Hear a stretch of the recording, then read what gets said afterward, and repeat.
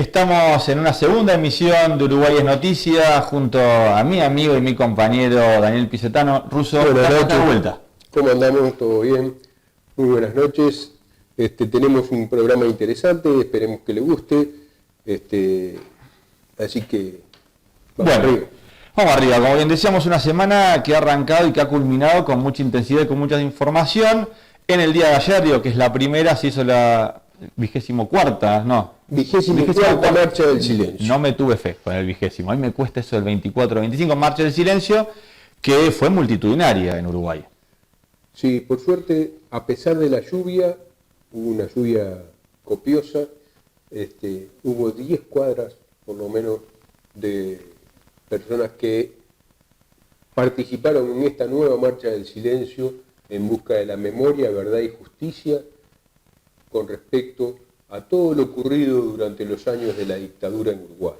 Un silencio que dice mucho. A veces me preguntan, especialmente los argentinos, ¿no? ¿Cómo es eso una marcha del silencio? Y a veces los silencios dicen más que las palabras. Y la muestra de ayer es una muestra clara de que es cierto, 10 cuadras de paraguas. Es impresionante, Russo.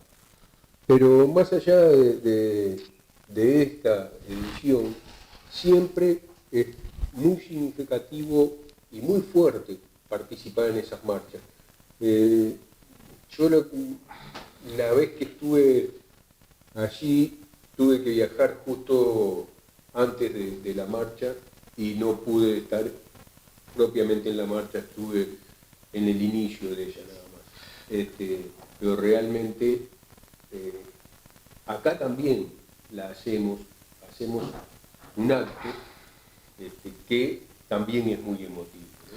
Tuvo lugar ayer, ¿no? Sí. En un mítico lugar, a las 7 de la tarde, con la lluvia, y a pesar de eso, cientos de compatriotas, casi miles diría, se acercaron a rendir este justo homenaje y a exigir, ¿no?, por la verdad y por la justicia, también de este lado del charco. Aquí en el Hotel Liberty, lugar donde fue secuestrado el senador, en ese momento senador del Frente Amplio, Selman Michelini, quien después apareciera el día 20, que por eso se hace la marcha el día 20,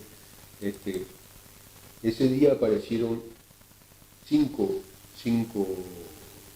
cuerpos, el del compañero del Partido Comunista, Manuel Liberó, el doctor Manuel Liberó, una persona que trabajaba mucho en el barrio donde él vivía, que hizo mucho por la salud en Uruguay y que fue secuestrado aquí en la avenida San Martín. Después Selman Michelini, que era senador, el presidente de la Cámara de Representantes también fue asesinado, el compañero Héctor Gutiérrez Ruiz, más conocido como el Toba, y después dos personas que militaban en MLN, que eran William Huiteló y Rosario Barrera. Esto aparte se da en el marco donde la semana pasada lo charlábamos en el primer programa, donde tuvimos estas desgracias, ¿no?, estos comentarios del ejército, el Senado impidió los desafueros, por así decirlo, la expulsión de los 4 coronelios. Justo se dio la baja, justo se dio en este contexto, digo, muy fuerte, ¿no? Digo, donde la memoria y la justicia más que nunca empezó a tomar forma de vuelta. Pero aparte es tan fuerte que cuando el presidente decide dar de baja a los 4 generales que participaron en el Tribunal de Honor que juzgó a estas personas que participaron en el Plan Cóndor, después tenía que pasar por el Senado. Y en el Senado, personas como el senador Mieres, del Partido Independiente, estaba ayer en la marcha del silencio, pero votó a favor de los militares, de los mismos militares a los cuales se les reclama por haber participado en el Plan Cóndor. También los blancos. Sí. Los blancos hicieron su homenaje a Héctor Gutiérrez Ruiz, que era del Partido Nacional, pero también votaron en contra. Y eso hay que dejarlo claro. Exactamente, ratificamos desde este lugar, desde Uruguay es Noticia, nuestro compromiso por la verdad y por la justicia. no es negociable y saludamos y felicitamos y agradecemos a todos los que participaron en el día de ayer, acá en Argentina también, conmemorando este día. Aquí en la Argentina participó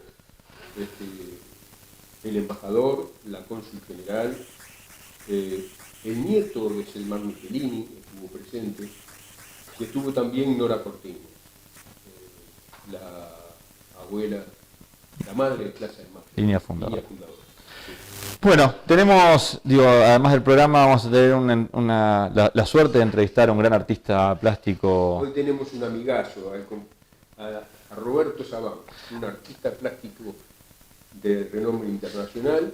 Y después el picadito de noticias. Si te parece, como siempre, por supuesto. Si te parece, vamos a un corte, nos terminamos de acompañar y ya recibimos a este gran amigo de la casa. Pero, vamos. Y ahora sí, damos inicio a este segundo bloque y como bien decía Daniel hace un ratito, tenemos a un gran artista plástico, un emblema de la cultura uruguaya, se llama Roberto Sabán, es indiscutible su referencia en el arte y palabra más que autorizada, reside en Argentina hace más de 30 años y además de viajar por el mundo, tiene programas del que habla la uruguayada, por ejemplo la experiencia de Fogón en Fogón, entre otras cosas.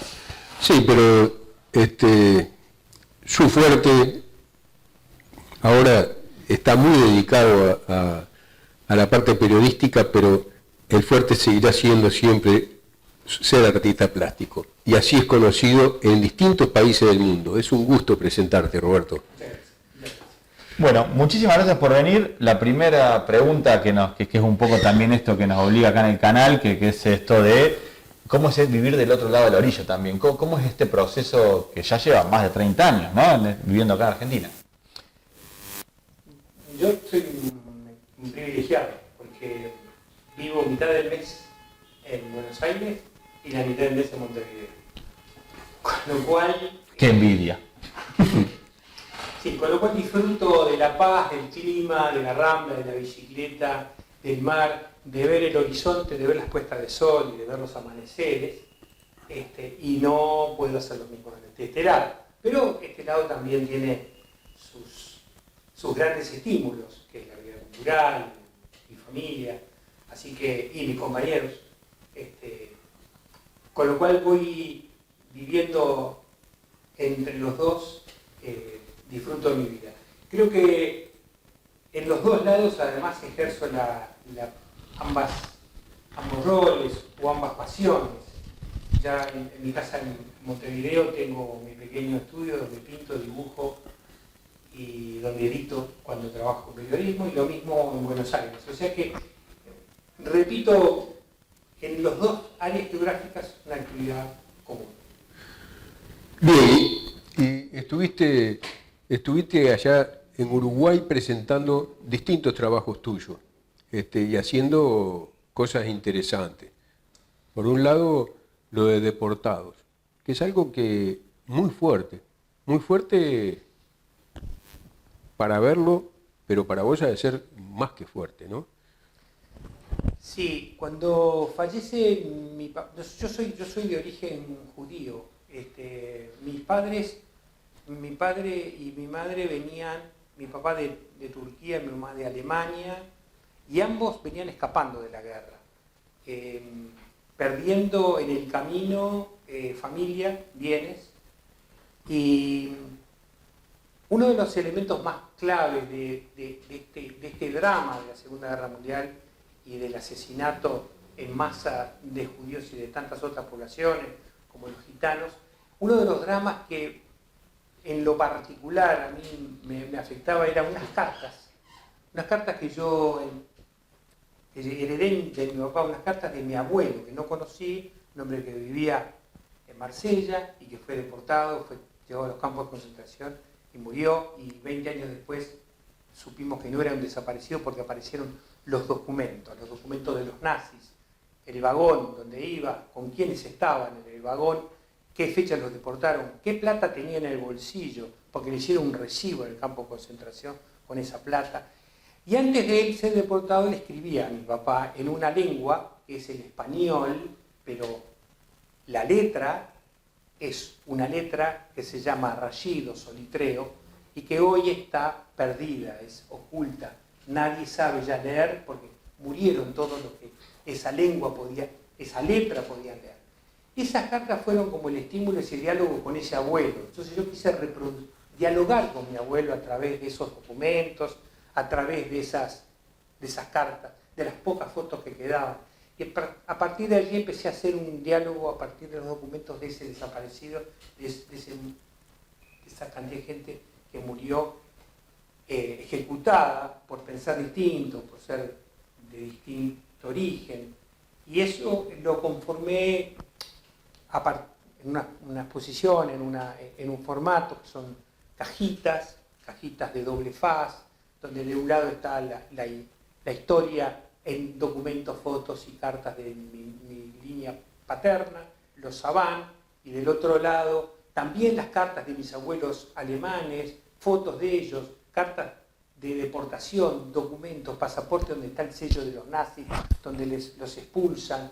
Todo eso conformó entonces una exposición, que son 20 cajitas que cuelgan así en el salón, porque no se apoyan en las paredes, sino que uno circula. Eso se transformó en una exposición que se llamó Deportados, que inauguró en el 2013 en el Museo de la Memoria. A partir de allí, esa exposición fue itinerando por distintas ciudades del interior, en Minas, en Maldonado, estuvo en Porto Alegre, en el Museo de la Memoria de Porto Alegre. Y en los últimos 2 años, la Intendencia de Canelones, la Comisión de Patrimonio de Canelones, la incorporó con un agregado más, que fue... Los talleres. Los talleres.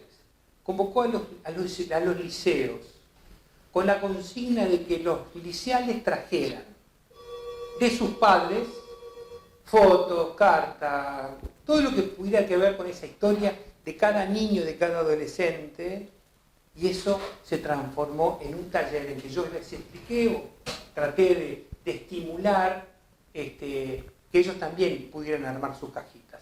Y de eso generó una nueva exposición, que es las historias de ellos expuestas. Después que terminó mi muestra, empezó la muestra de ellos, con sus propias historias. Impresionante. Esa parte no la sabía. Es impresionante, impresionante. A veces uno se pregunta, ¿no? Digo, uno ve la obra, el final, el armado, y por ejemplo nos contaste la etapa previa. ¿Cómo es después el desarrollo? Cuando vos empezás a pensar algunas de estas obras, de las muchas que has tenido, muy exitosas por cierto, ¿cómo es el proceso? Es como que yo entro en una especie de obnubilante, digamos.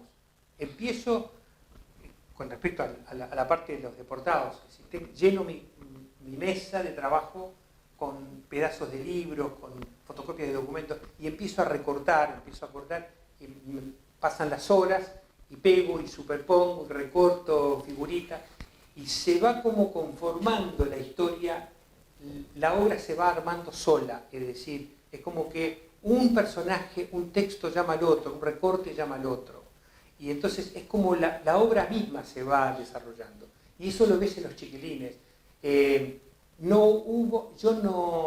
Los tiempos que los chicos se le dedicaron a eso, los profesores decían, no podemos entender la pasión que pusieron en esto, no querían terminar. Los gurises en eso son impecables. Sí, porque digamos, en general los profesores se quejan de que les falta atención, que no se concentran, pero este tipo de cosas, cuando apelás a la historia, cuando apelás al origen, porque recién ahí se empezaron a enterar, por ejemplo, que el abuelo italiano había venido en un barco, me trajeron la fotito del barco donde había traído el hombre en los años 20 y 30, los bisabuelos.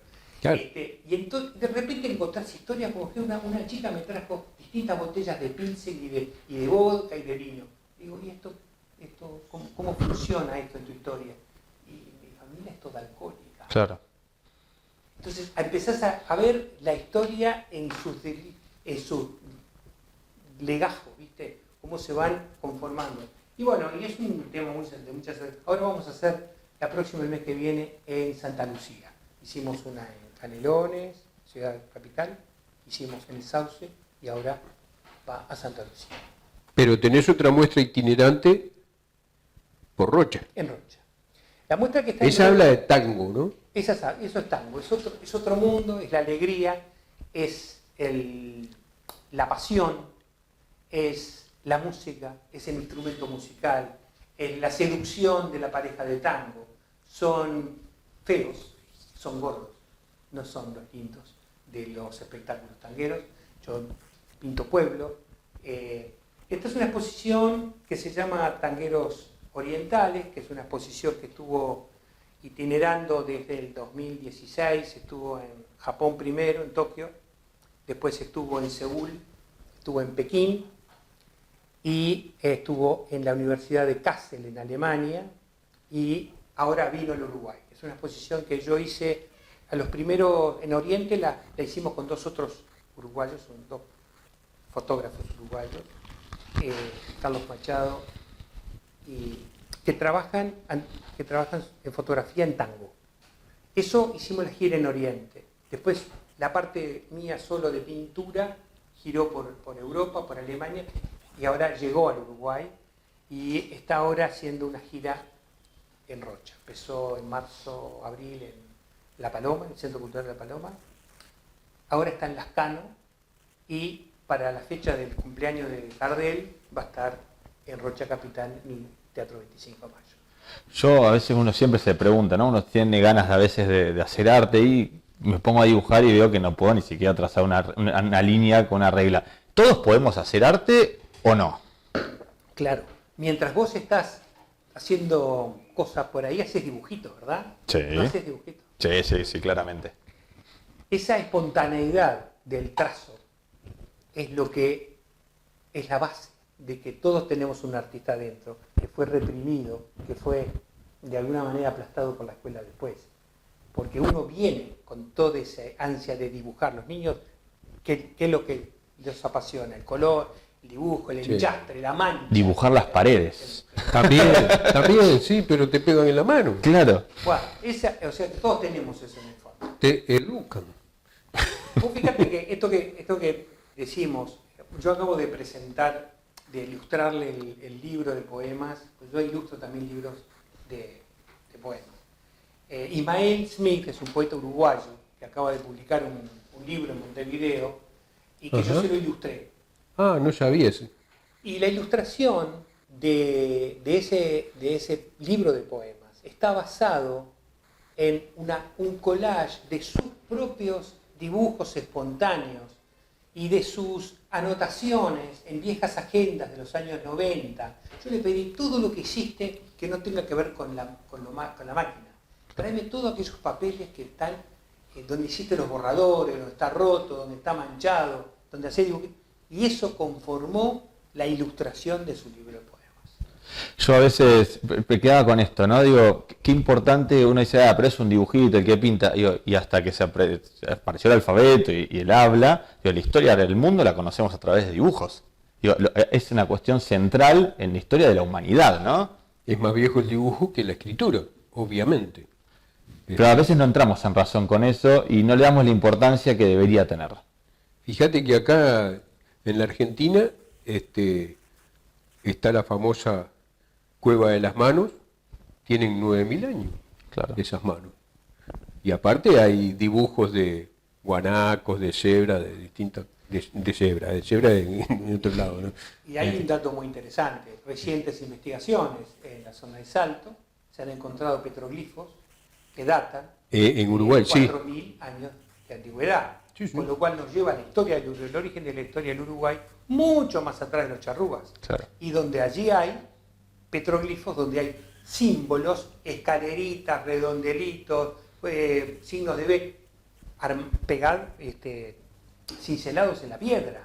Sí, sí. Y en algunos casos pintados sobre la piedra con algunos materiales naturales que todavía hoy se conservan, después de 4.000 años. Eso es una reciente investigación que ha hecho la Facultad de Humanidades y Ciencias, el Departamento de Arqueología. Perfecto. No sé si vamos a poder poner hoy en pantalla alguno de Pero de nos los comprometemos a subirlos a la página que de paso le comentamos a toda la audiencia, que se llama Uruguay es Noticias, está en Facebook, donde subimos los programas habitualmente y donde vamos a subir las magníficas obras de Roberto. Y si no, lo tendremos en el próximo programa como fondo. Seguramente de eso se trata. ¿Vamos a un corte? Vamos a un corte y ya venimos y lo despedimos a Roberto y entramos en la recta final del programa. A pesar de que nos va a tener que comentar algo. Ahí va. Vamos. Y arrancamos el tercer y último bloque de este Uruguay es Noticia, de que lo debo decir, estoy chocho. La verdad, estoy chocho de hacer este programa con usted y con toda la audiencia. Le agradecemos a cada uno de los que nos han mandado mensaje. Ha explotado su Facebook. Usted no es un hombre de las redes, pero ha explotado. La verdad que a mí me dio mucha alegría recibir tantos mensajes de personas conocidas y de personas no conocidas que han visto el programa y que les gustó. Así que a todos ellos le agradecemos. Le contamos, digo, a Roberto, que lo tenemos aquí en piso, porque lo queremos para esta parte también del programa, que es la parte del picadito de noticias, donde despuntamos las noticias más importantes del Uruguay. Lo que pasa es que hoy arrancamos con una que tiene que ver en parte con lo que hace Roberto, ya que en Nueva York se subastó un cuadro de Joaquín Torres García. Cuadro en 1931, que el valor fue de $3.400.000. Un récord total para cualquier autor, pintor uruguayo. Construcción en blanco, se llama el cuadro. 175 por 89 centímetros. Una sí, guasada. Palabra autorizada. ¿Tuviste oportunidad de trabajar algo con la obra de Torres García? Sí, este es uno de los cuadros, digamos, de mayor formato que él ha hecho. Y es un cuadro que estaba en posesión de la familia de un viejo alumno de él. Es interesante, cuando Torres García llega al Uruguay en el 30, bastante maltrecho económicamente, la experiencia de España y su pasaje por Estados Unidos había sido compleja, no había conseguido vender. Hay una anécdota, un amigo le invita a una casa y cobra entrada para juntar plata para que Torres García tenga para comer y su familia. Les cobra 50 pesos la entrada y después adentro Torres les regalaba algún dibujito. La historia de los grandes pintores uruguayos, de Barradas, tristísima, la de Torres lo mismo, la de Sáenz, gente que ha tenido, pasado las mil y una. No, las mil. Fíjate vos los valores que llegan. En el tema del mercado del arte es un tema muy extraño, porque los valores no tienen que ver con la calidad o con la autoría. Acá hay un tema de especulación, hay un tema de mercados que va muy por encima o muy por detrás de la calidad y de la autoría de lo que se maneja. Experiencias personales me lo prueban. Yo que he estado, digamos, un poco en el mercado del arte internacional con cosas mías, lo he probado. Los valores que yo vendo y lo que termina estando después, los valores en las galerías, ¿cómo? No puede ser. ¿Qué pasó en el medio? Porque aparte, entre medio hay cosas subjetivas, caprichos, amores, odios, rencores. Hay una élite que necesita tener una valorización de propiedades. Es decir, cualquiera puede tener un departamento en Miami o un penthouse en Nueva York, pero no muchos tienen Picasso o Torres García o Barradas en las casas, ¿no? Es decir, mostrar que vos tenés un Barradas en tu casa, un Sáenz, nadie te mira los muebles que va a pagar. Pero hay un tema de élites que marca mucho estos valores estrafalarios. La noticia también dice que la pieza pertenecía a la colección de Gonzalo Fonseca, uno de los discípulos de Torres. La subasta tuvo lugar en Nueva York. El Museo MoMA de esa ciudad había realizado una gran retrospectiva de Torres el año pasado. En el Museo Nacional de Artes Visuales de Montevideo se pueden apreciar obras del uruguayo que creó durante el mismo periodo y con parámetros similares. También se puede ver en Buenos Aires. En Buenos Aires hay que tiene una colección de Torres García preciosísima, y hay un cuadro muy similar a este que se vendió, que es chiquitito, que está en la sala, entrando a la sala Bember del Museo Nacional de Bellas Artes de la calle Libertador, que recomiendo muy especialmente. En otro orden de notas, lo despedimos al final. Comparte cualquier cosa que quiera opinar. Es un amigo aquí, se queda. Se ha habilitado Por supuesto. En otro orden de noticias, la Comisión por el Voto en el Exterior concluyó que es posible habilitar el mecanismo. La vicepresidenta Lucía Topolansky informó que la Comisión enviará el informe a diputados que conformará un proyecto que será tratado en la próxima legislatura. Sí, ya fue presentado, hay muchos dimes y diretes con el tema, pero en principio podría ser aprobado y los uruguayos podrían votar en el exterior a partir del 2024. El voto es un derecho reclamado en el mundo y en Uruguay son parciales y se remite a quienes habitamos en este pedacito de tierra. En este momento la humanidad está muy comunicada como nunca y los hechos que se viven en tiempo real. Así que argumentar que alguien está fuera del país, no sabe lo que está en Uruguay, no es darse lo que no trabaja en la tecnología, dice la vicepresidenta Lucía Topolansky, que bueno, nada, no es un dato menor esto de reconocer que en el exterior también hay uruguayos y que queremos ser parte de esa discusión. No, aparte hay que tener en cuenta que gran cantidad de uruguayos colaboran permanentemente en distintas formas y con distintos materiales hacia Uruguay.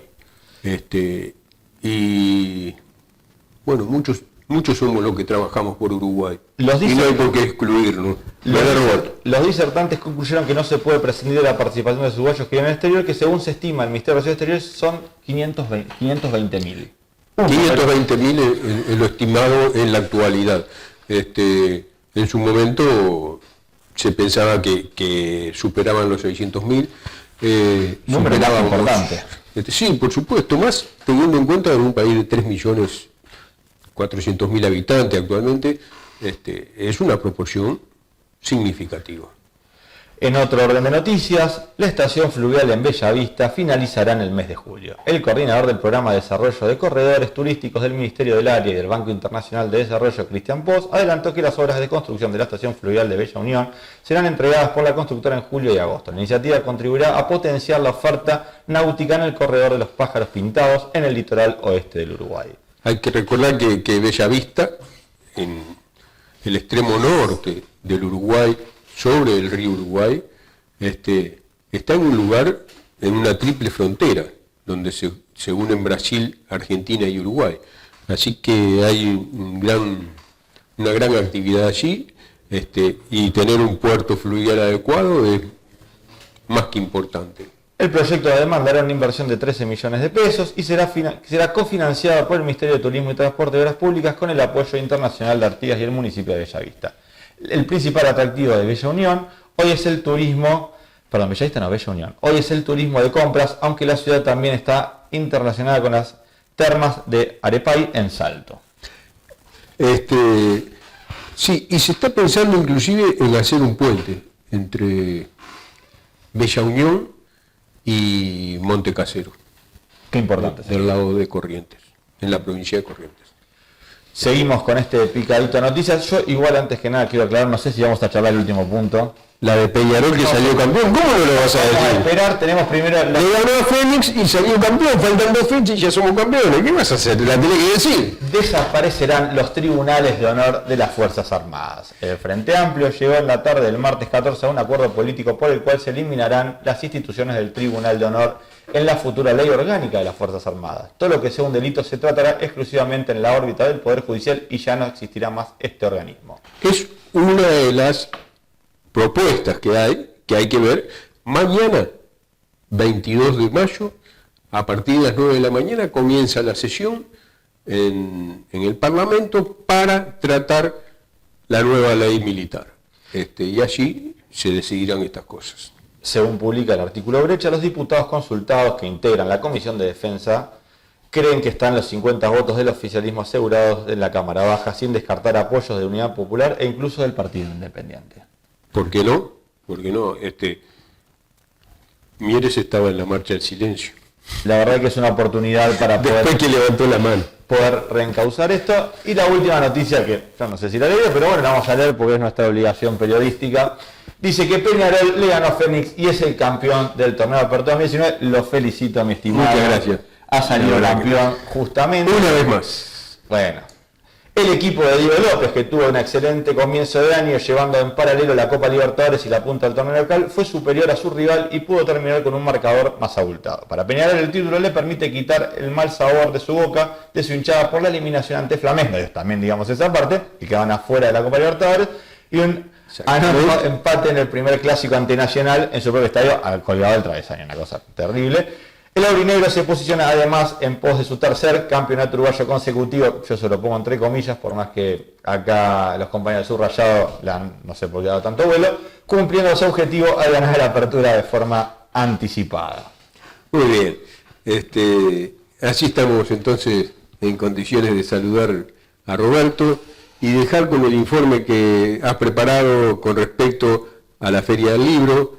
Sí, importante, lo decía el embajador el otro día que había participado, la verdad que fue muy importante, tú lo fuiste a cubrir, la verdad que poder contar eso que pasó no es un dato menor, y qué importante que apostemos a la cultura. Digo, es un programa bastante atravesado por la cultura, porque es donde está el futuro del país que queremos y de la sociedad que queremos. Por supuesto. Roberto, sus últimos minutos, agradecerle por haber venido. Ha sido un placer, seguramente te estaremos molestando más pronto que tarde, y los últimos minutos para ti. Un homenaje a Idea Vilariño, porque es una poetisa que se cumplen 10 años de su fallecimiento. Ha sido una de las referentes de la generación del 45, generación del 45 que integró también Mario Benedetti, que también se está cumpliendo en estos días el aniversario de su nacimiento, 100 años de su nacimiento, que le damos un homenaje, y la Feria del Libro homenajeó a estos dos poetas, y además en el stand adelante había una poesía de Ida Vitale.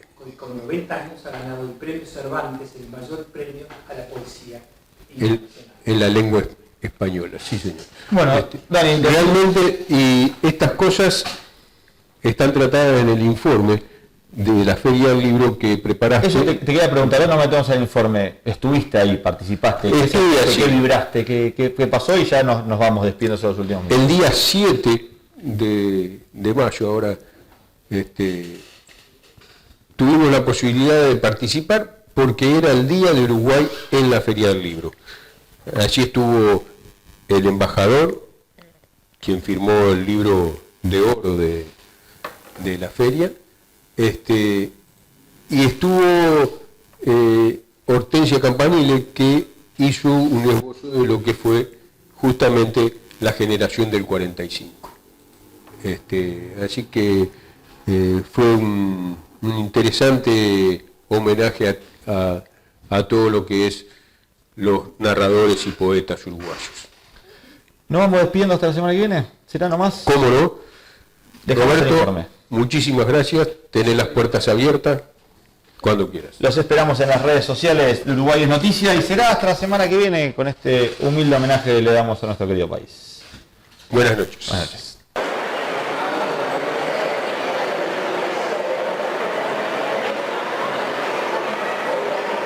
Es por eso que para nosotros es un honor que el señor embajador nos deje no solo su rúbrica, sino el mensaje del pueblo uruguayo en esta celebración que es el Día de la República Oriental del Uruguay en la Feria del Libro.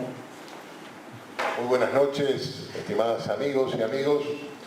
No se preocupen que son breves palabras, como decía la presentadora, a los efectos de expresar el honor que representa para el embajador de Uruguay en esta querida República Argentina, poder expresar no solamente a la embajada que está presente acá con sus ministros y sus funcionarios, también al delegado del Ministerio de Educación y Cultura y al amigo, el presidente de la Cámara Uruguaya del Libro, de toda una tradición de rizo que seguramente muchos de ustedes conocen. Francamente, todavía, como comprenderán, están los sentimientos tan fuertes que vivimos el año pasado. En ocasión de ser Montevideo la ciudad invitada de honor a esta feria. Fue un magnífico stand, una magnífica muestra que tuvo como curador a Gabriel Paveroni, que justamente ayer acá mismo en esta sala, Alfonsina Storni estuvo integrando un panel sobre la nueva generación latinoamericana y tuvimos el gusto de escucharlo.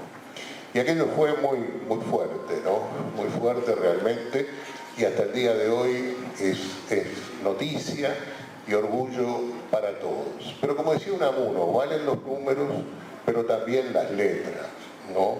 Y entonces esta vez, más chico, pero Uruguay mantiene, ¿no? Hizo esa tradición de tener su stand con una muy importante presencia de las letras uruguayas de antes y de ahora, y muy bien atendido, de manera que están todos ustedes invitados, así me han pedido las chicas que están a cargo, para visitar el stand, ¿no? Este año la Embajada vive, yo le comentaba a Hortensia, una actividad muy fuerte desde el punto de vista cultural. Acá está el presidente del Instituto Uruguayo Argentino de Cultura, a quien le agradecemos mucho su presencia y su trabajo a lo largo de muchos años. Tiene una actividad muy intensa. Yo le contaba a Hortensia el gran éxito que representó con el Teatro Cervantes repleto, hacer un homenaje a nuestra querida China Zorrilla. Y el otro día en la nueva embajada de Uruguay, inaugurada el Día de Artigas, el 19 de junio, por los dos presidentes de la República y sus dos cancilleres, también hacerle un homenaje y recibir de parte de su familia la donación del piano de China, que queda como parte del patrimonio de esta nueva embajada de Uruguay en la proa de Arenales y Uruguay, precisamente, ¿no? Bueno, y así sigue una serie de actividades muy importantes con exposiciones de pinturas, por ejemplo, nacionales, binacionales, en la sede de la nueva embajada, de libros, etcétera. Cosas muy importantes, algunas de compatriotas que están acá desde hace muchísimos años y que nosotros recién estamos empezando a conocerlos, ¿no? Dentro de muy pocos días vamos a tener una gran exposición del maestro Pedro Figari, como ustedes saben, uno de los grandes de la pintura uruguaya y diríamos que rioplatense. En el salón, en el Museo de Bellas Artes de Buenos Aires va a haber una exposición muy grande. Montevideo vive una especie de Picassomanía porque tenemos en este momento una gran exposición Picasso proveniente de Francia y de Barcelona, y es un orgullo desde luego para todos nosotros. Y por ahí hay un proyecto borrador de realizar para el año próximo, desde luego, una exposición de Juan Manuel Blanes. En eso, o en esa ruta, digamos, de trabajo cultural estamos, con gente de la comunidad, con gente de la colectividad uruguaya que tiene mucha sensibilidad para todas estas cosas. Y en ese marco se inscribe, desde luego, el modesto apoyo que podamos brindar a esta feria del libro. La verdad es que para que alguien que está todos los días viviendo, como ustedes comprenderán, esta tensión que vivimos todos, y quizás en ámbitos específicos de cierta atención y preocupación por las posibilidades de cosas que a todos nos duelen, que puedan ocurrir en la región.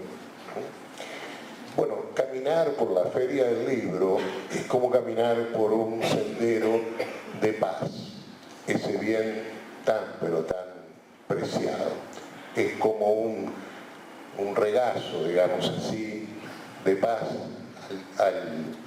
al decir de alguien, y bueno, con su literatura que, como dice Hortensia, no es aséptica, tiene compromiso, dialoga con la variedad de las distintas expresiones, de las distintas generaciones, etcétera, pero en todo caso es como ese remanso de paz tan importante, porque sigue siendo el valor fundamental de la cultura, el de fortalecer un puente muy pero muy fuerte entre todos.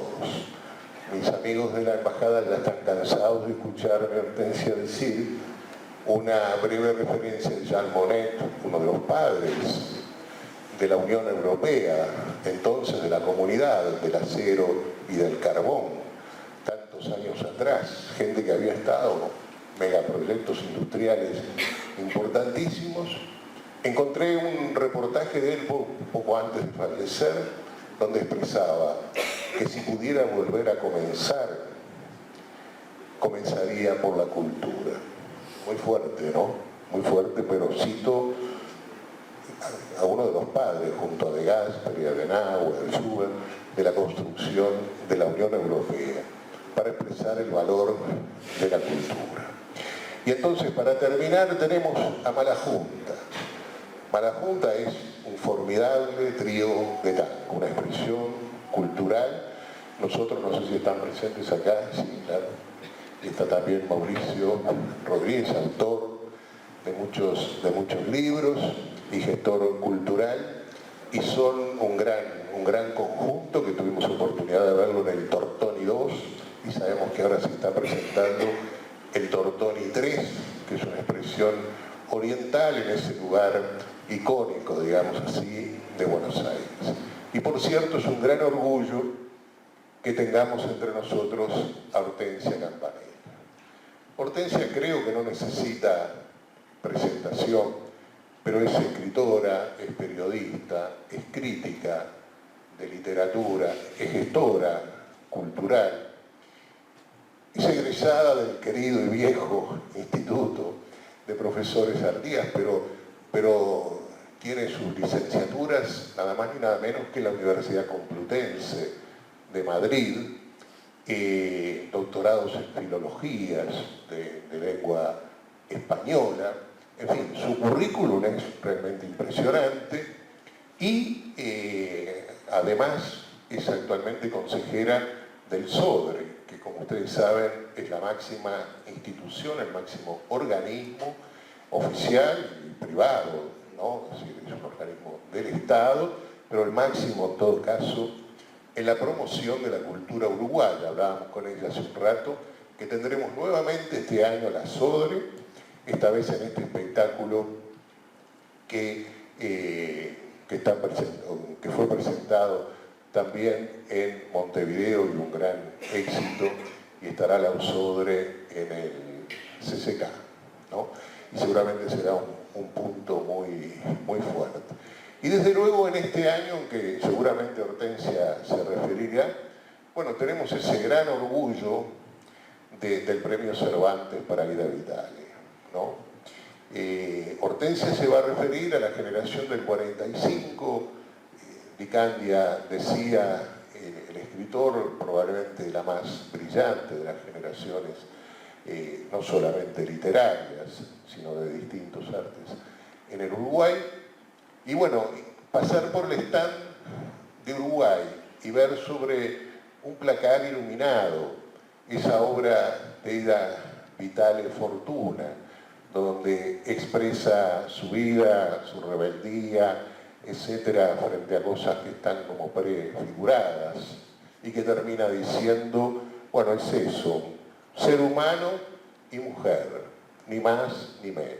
Eso está en un formato iluminado en nuestro stand, y comprenderán los hermanos argentinos que para todos los uruguayos, y creo que para todos los rioplatenses, por lo menos significa un gran orgullo que en los 95 años esa mujer formidable haya dado una lección frente al rey, frente a la actividad más importante en el habla hispana de un premio Cervantes, haya dado una lección de humildad, una lección como tanto se ha escrito en estos días, y es un motivo realmente de orgullo. Así que por todo eso, y agradeciéndole mucho la presencia entonces de Hortensia y de todos ustedes nuevamente, bueno, estamos inaugurando esta noche de Uruguay en esta formidable Feria del Libro de Buenos Aires. Muchas gracias.